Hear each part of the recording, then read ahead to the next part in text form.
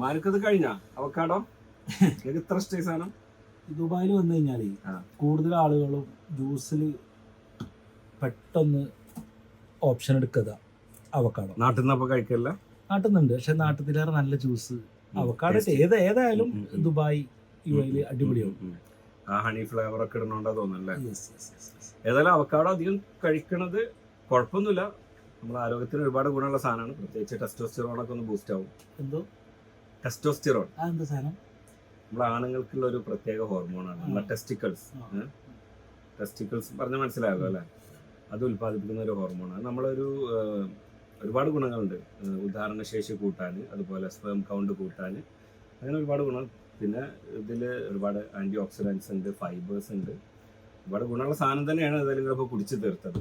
ഞാൻ ഈ സാധനം കണ്ടപ്പോൾ എനിക്ക് പെട്ടെന്ന് ഓർമ്മ വന്നതാണ് അവക്കാഡോയും ടെസ്റ്റോ മാനും. അതായത് അവക്കാഡോ നമ്മളാരും പറയാത്ത ഒരു ബെനിഫിറ്റ്സ് ആണ് അവക്കാഡോ.